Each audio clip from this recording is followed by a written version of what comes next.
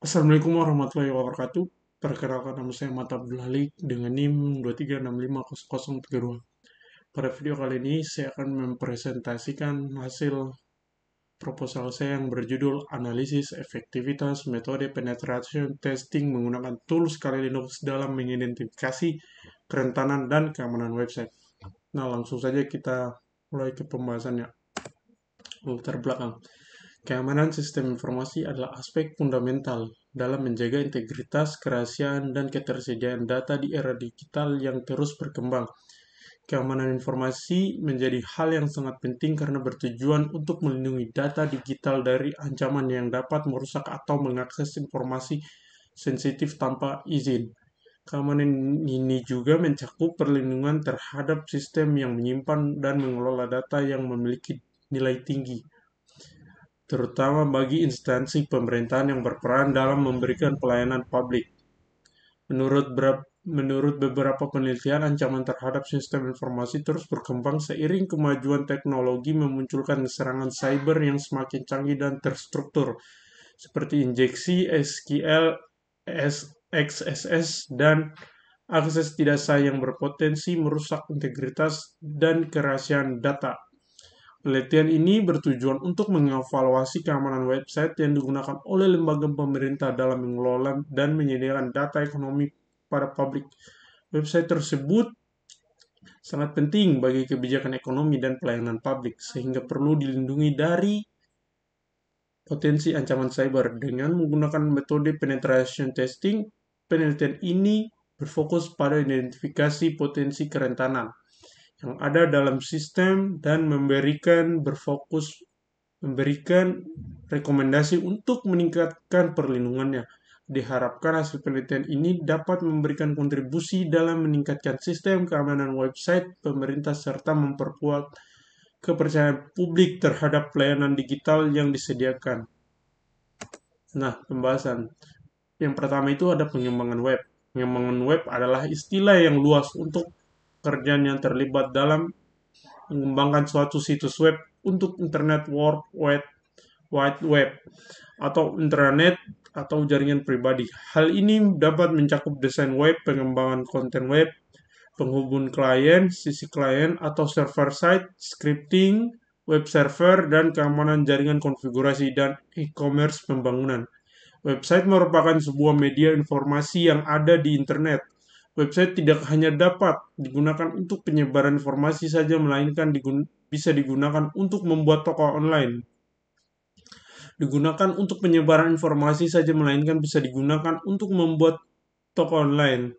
Website adalah kumpulan dari halaman-halaman situs yang biasanya terangkum dalam sebuah domain atau subdomain yang tempatnya berada di dalam World Wide Web, www. Di internet, sebuah halaman adalah dokumen yang ditulis dalam format HTML atau Hypertext Markup Language yang hampir selalu bisa diakses melalui HTTP, yaitu protokol yang menyampaikan informasi dari server website yang untuk ditampilkan kepada para pemakai melalui web browser. Semua publikasi dari website-website tersebut dapat membentuk sebuah jaringan informasi yang sangat besar. Nah, langsung kita ke materi yang kedua, yaitu struktur client server.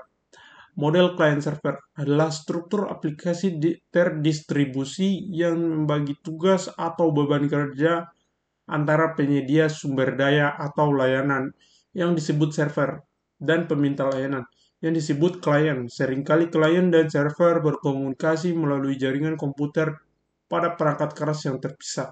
Tetapi klien dan server dapat berada pada perangkat yang sama. Host server menyalakan satu atau lebih program server yang berbagi sumber dayanya dengan klien.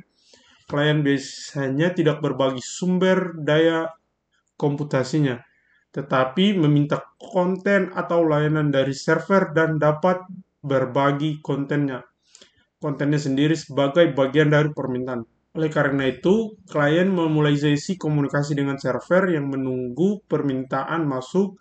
Contohnya yaitu aplikasi komputer yang menggunakan model klien server adalah mail, pencetakan jaringan, dan World Wide Web. Nah, lanjut ke materi yang ketiga, yaitu arsitektur REST API menurut Guantara 2023, aplikasi programming interface atau API merupakan sekumpulan instruksi yang dipakai oleh perangkat lunak untuk berinteraksi antara perangkat lunak.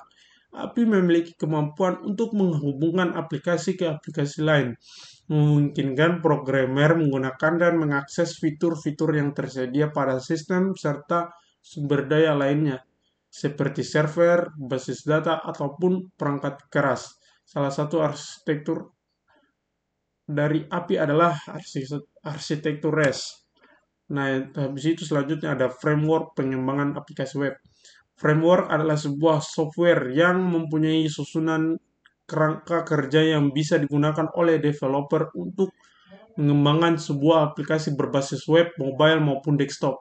Framework sendiri berisi perintah dan sebuah fungsi dasar yang umum dan bisa digunakan untuk mengembangkan sebuah software aplikasi, dan diharapkan aplikasi bisa dikembangkan dengan lebih cepat serta tersusun dan terstruktur dengan sangat rapi.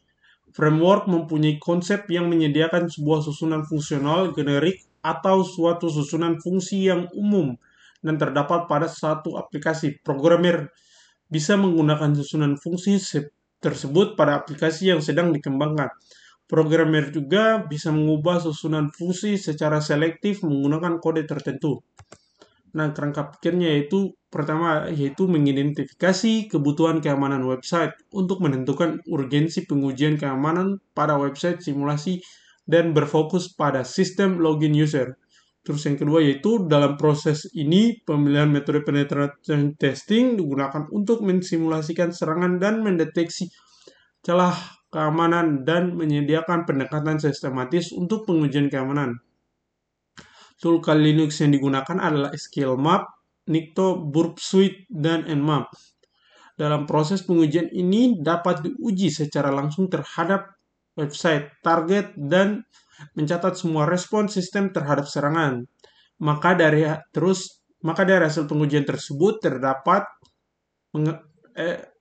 dapat mengevaluasi efektivitas tool Kali Linux dalam mengidentifikasi celah dan menentukan jenis dan tingkat resiko dari kerentanan yang ditemukan. Dengan adanya pengujian penyerangan terhadap keamanan website, target ini diharapkan mampu mencari solusi perbaikan pada celah keamanan dan memberikan strategi baru untuk mencegah serangan lebih lanjut. Nah, metode penelitian. Metode penelitian yang digunakan dalam penelitian ini adalah metode experimental research. Metode experimental research adalah metode ilmiah yang digunakan untuk menguji hipotesis dan mengidentifikasi hubungan sebab akibat antara variabel-variabel tertentu.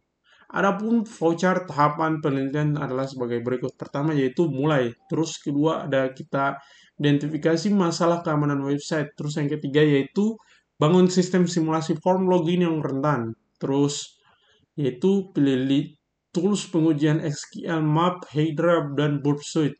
Terus lakukan simulasi serangan ke form login. Catat dan dokumentasikan hasil pengujian.